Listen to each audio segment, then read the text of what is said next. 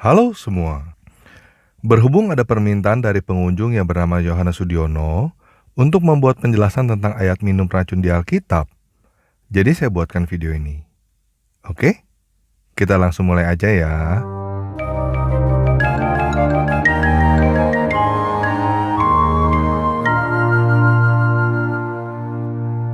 Ayat tentang minum racun yang dimaksud bisa kita baca di dalam Markus 16 ayat 17-18.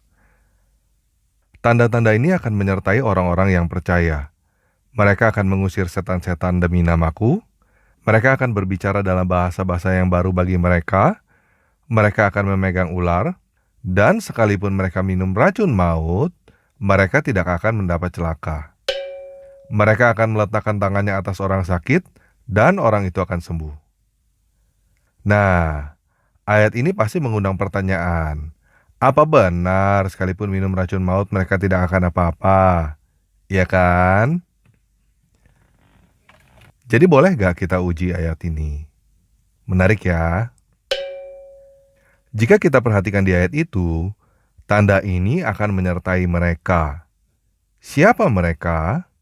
Orang-orang yang percaya kan? Orang-orang yang percaya apa?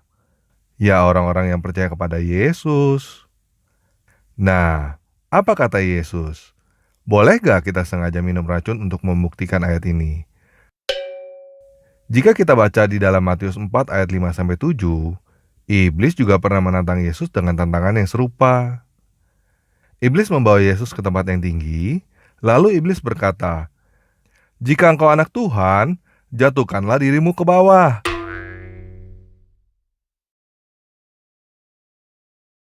Namun, Yesus berkata kepadanya, "Ada pula tertulis, janganlah engkau mencobai Tuhan."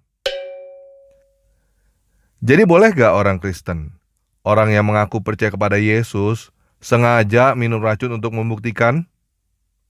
Ya nggak boleh. Soalnya Yesus bilang jangan mencobai Tuhan. Kalau ada orang Kristen yang nyobain minum racun, artinya dia nggak dengerin apa kata Yesus. Nggak dengerin apa kata Yesus ya, artinya bukan orang percaya. Nah, pasti ada yang mau mengejek kan? Pengecut. Gimana sikap orang Kristen seharusnya dengan ejekan ini? Biarin aja. Cuman ejekan doang. Kalau kita perhatikan ayat ini, siapa yang kasih tantangan model begini? Ya iblis. Jadi kalau ada orang yang nantangin orang untuk minum racun, orang itu pengikut siapa? Pengikut iblis. Jelas ya? Jadi gimana? Nggak bisa diuji dong ayat ini. Jadi nggak bisa dong kita meyakinkan orang untuk percaya dengan ayat ini. Nah, coba kita renungkan bentar ya. Untuk meyakinkan orang kan, coba kita berandai-andai ya. Kalaupun ada orang yang naik ke panggung, lalu minum racun dan gak mati di depan orang-orang yang gak percaya, pasti ada yang tetap gak percaya dan bilang, "Ah, itu mah cuma sulap." Betul kan? Jadi demo minum racun bisa meyakinkan orang gak? Ya enggak lah. Itu mah cuma kerjaan tukang sulap. Setuju ya? Jadi, metode ini gak ada gunanya. Kalau ada teman-teman yang mau membuktikan dengan cara nantangin orang Kristen minum racun, ya nggak akan berhasil. Dan kalau ada anak iblis yang berkoar-koar di luar nantang-nantang, ya harap maklum aja lah. Dia cuma pengen tenar doang kok. Kesian. Jadi siapa dong yang harus membuktikan dan bagaimana cara membuktikannya? Nah, yang punya keinginan untuk menguji ayat ini siapa? Orang percaya. Kalau udah percaya kan udah dibilangin sama Yesus nggak boleh. Jadi siapa dong yang boleh mempertanyakan ayat ini? Ya orang-orang yang nggak percaya dong, ya kan? Yang harus membuktikan ya orang-orang yang pengen menguji itu sendiri. Betul kan? Gimana cara membuktikannya? Minum racun sendiri kan nggak mungkin.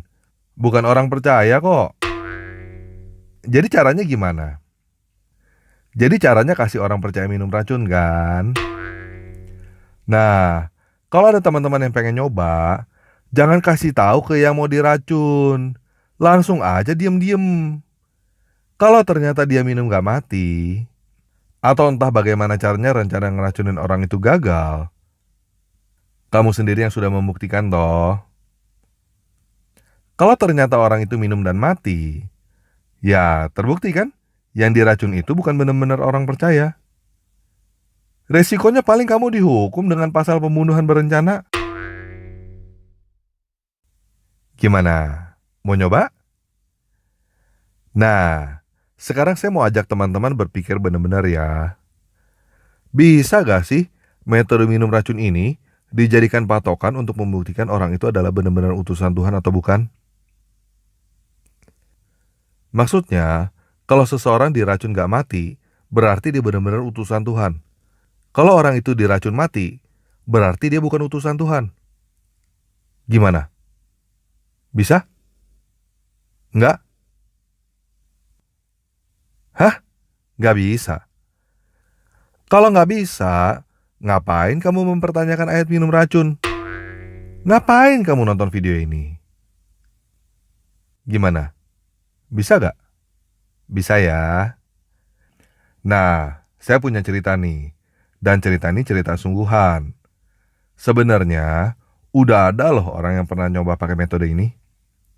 Diam-diam ngeracunin orang untuk ngetes. Orang ini sungguhan utusan Tuhan atau bukan? Hasilnya, orang itu mati diracun.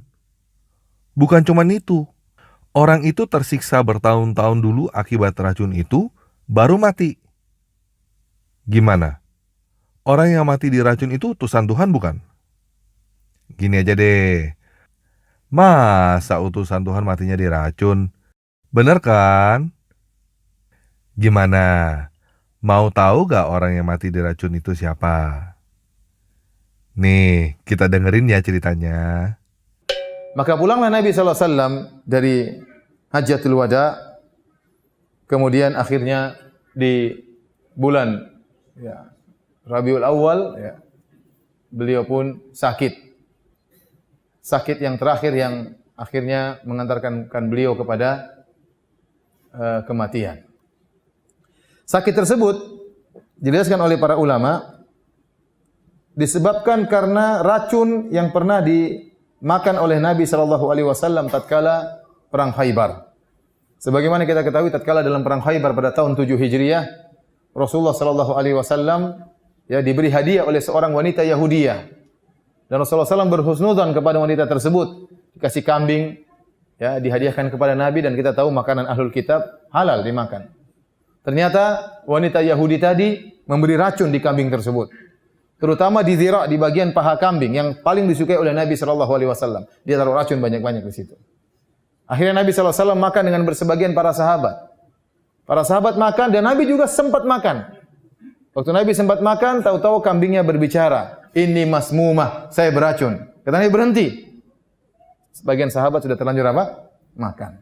Sehingga akhirnya ada yang meninggal di tempat dan ada yang meninggal belakangan, dan Nabi sudah terlanjur apa? Makan dari racun tersebut, namun tidak banyak. Namun racun yang sempat dimakan oleh Nabi SAW tersebut ternyata memberi dampak penyakit bagi Nabi pada tahun-tahun berikutnya. Jadi Nabi diracuni pada tahun 7 Hijriah dan beliau meninggal pada tahun 11 Hijriah. Racun tersebut ternyata mempengaruhi kesehatan Nabi SAW. Allah kalau sudah menghendaki sesuatu, maka Allah siapkan sebab-sebabnya. Rasulullah SAW berkata, "Ma zalat aklatu Khaybar tu'awiduni fi kulli amin hatta kana hadha awanu qati abhuri." Kata dia, senantiasa makanan yang racun yang saya makan di Khaybar menyerangku kembali setiap tahun. Dan saya rasa tahun ini adalah tahun saatnya saya dipanggil oleh Allah Subhanahu wa taala. Dari Aisyah radhiyallahu taala anha, beliau berkata, "Kana Nabi sallallahu alaihi wasallam yaqulu fi maradhihi alladhi mata fihi." Rasulullah SAW berkata tatkala beliau sakit di mana beliau meninggal dunia. Beliau berkata, "Ya Aisyah, wahai Aisyah, ma azalu ajidu alama ta'am alladhi akaltu bi Khaybar." Aku masih merasakan rasa sakit akibat makan racun yang aku makan di Khaybar. Fahadha awanun wajadtun qita'a buhuri min dzalika sum, dan ini saatnya aku mendapati ya urat-uratku akan terputus gara-gara racun tersebut ya. Gimana? Udah terbukti kan Muhammad bukan utusan Tuhan? Hah? Nggak percaya sama Ustadz Firanda? Oke, kita dengerin lagi orang lain yang ngomong ya. Muhammad sallallahu alaihi wasallam. Berapa kali mereka mau membunuh Nabi Muhammad? Ditanya mereka lah. Begitu Nabi datang mereka tanya, Muhammad mau makan apa? Daging paling suka makan apa? Nabi Muhammad sallallahu alaihi wasallam paling suka makan daging kambing kaki bagian depan. Nanti saya bilang tangan kambing, kambing mana pula bertangan Pak Ustaz? Kaki kambing, kaki muka, kaki belakang, ada kaki bagian depan. Itu Nabi paling suka ya. Begitu disebutkan oleh Imam At-Tirmidzi dalam Asy-Syama'il Al-Muhammadiyah. Mereka tanya, Muhammad, ya, suka makan daging kambing bagian mananya? Bagian depan. Jadi ditanya mereka lah, wahai Rasul Muhammad, ya, kamu mau makan daging apa? Daging kambing bagian depan? Ya, dikasih mereka lah daging kambing bagian depan. Dimasukkan Nabi ke dalam mulutnya. Datang Jibril alaihi salam mengatakan, ya Muhammad, itu daging kambing ada racunnya.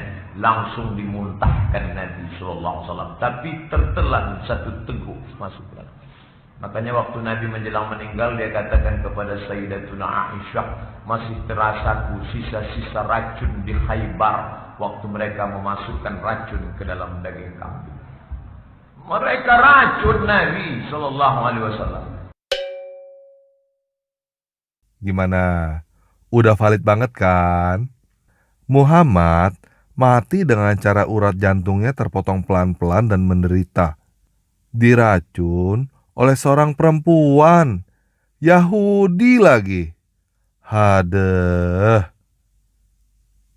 Jadi, berdasarkan patokan uji racun, Muhammad terbukti bukan utusan Tuhan kan? Apa? Masih belum bisa terima?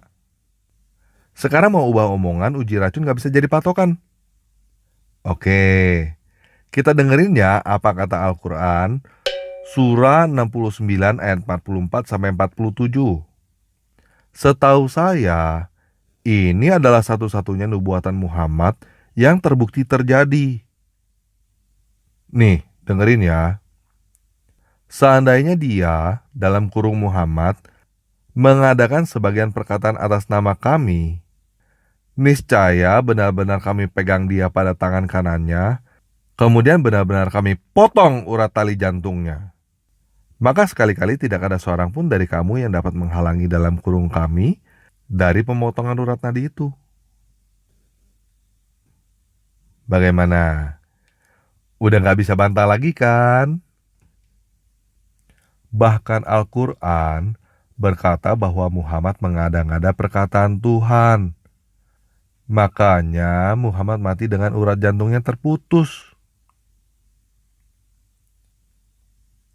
Muhammad bukan nabi. Berdasarkan Alkitab, berdasarkan logika, dan berdasarkan Al-Quran. Gini bro, memang susah untuk menerima kenyataan bahwa kepercayaan kita yang diajarkan dari kecil ternyata salah. Tapi saya mau ngajak kamu berpikir begini. Kamu gak mau membunuh orang karena membela dusta kan? Dan kamu juga gak mau kan anak cucu kamu di masa depan membunuh orang karena membela dusta?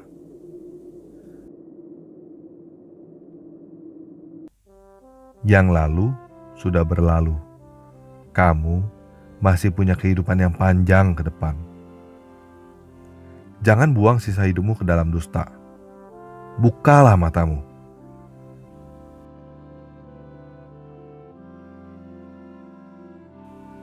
Tuhan yang benar gak perlu dibela.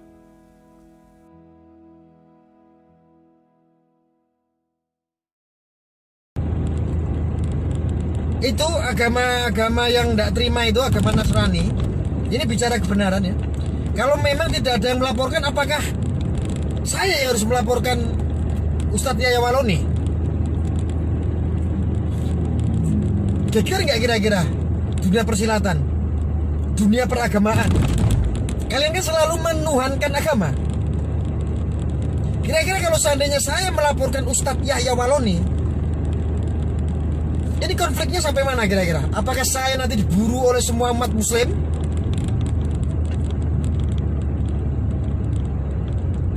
Tapi kayaknya saya malah dimusuhin umat muslim. Saya yakin.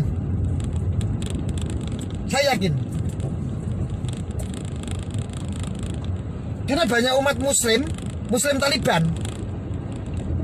Ya paling orang-orang muslim Taliban itu yang musuhin saya.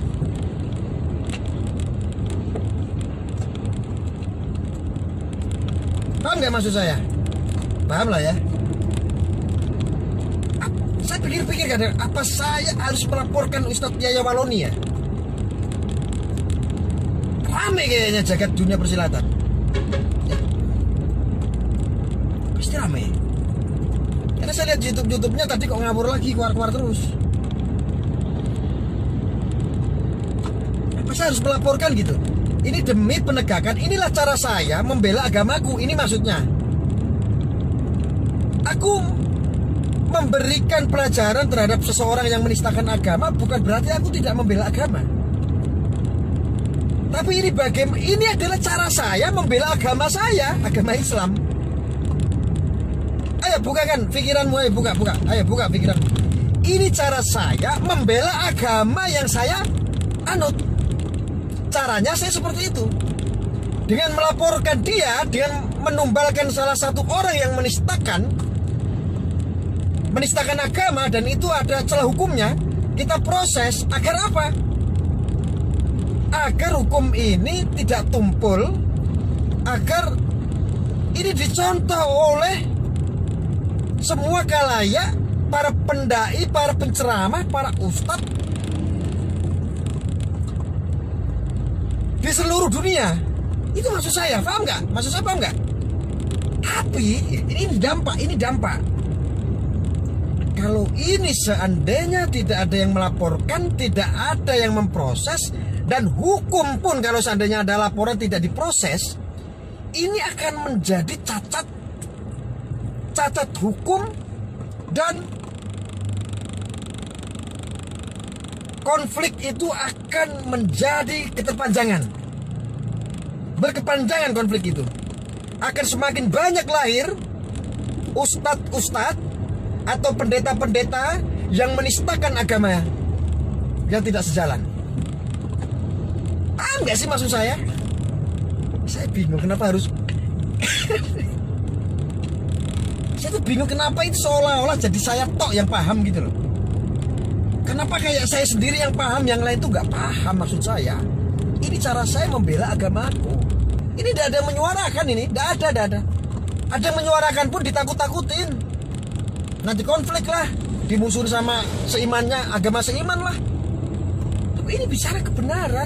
Menimbang kita hidup di Indonesia ini, negara yang punya landasan hukum. Ini negara yang di situ ada hukum sebagai panglima tertinggi.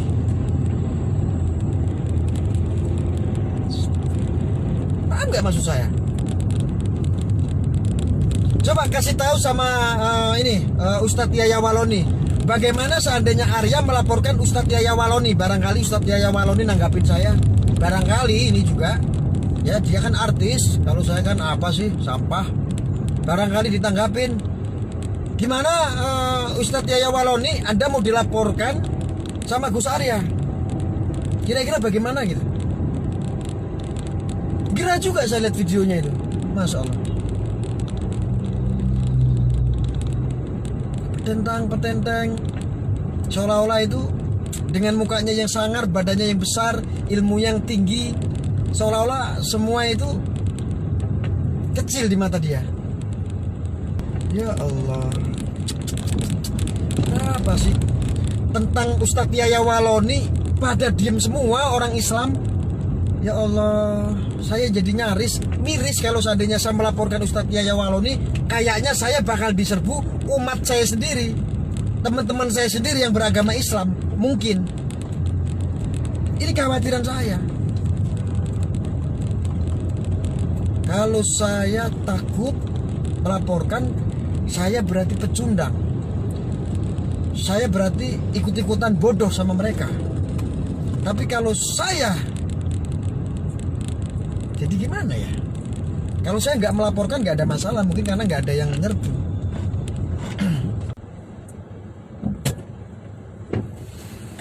Ya, begitulah saya. Terkadang saya merasa sedih. Saya itu kadang-kadang merasa sedih karena takut saya malah diserang. Gitulah.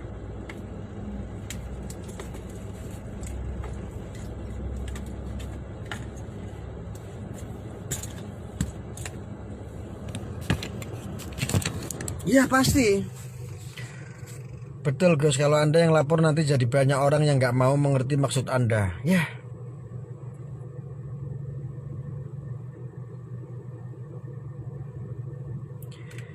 Padahal itu salah, tapi ya Allah, kemana ini kebenaran gitu loh. Oke, sekian video kali ini. Yesus Kristus penguasa saya memberkati kita semua.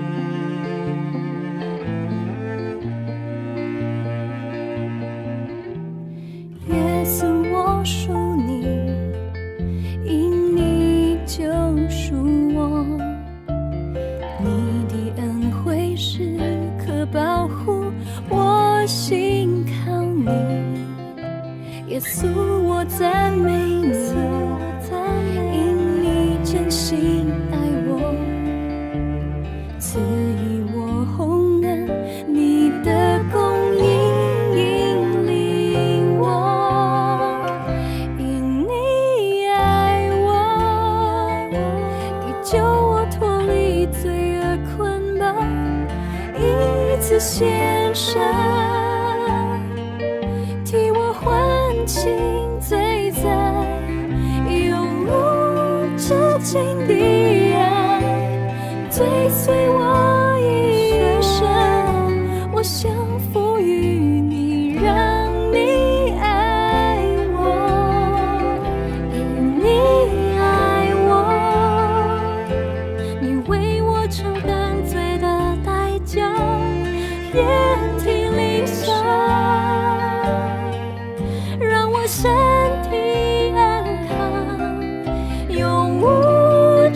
情的爱追随我一生，我想赋予你，让你爱我，永无止境的爱追随我一生，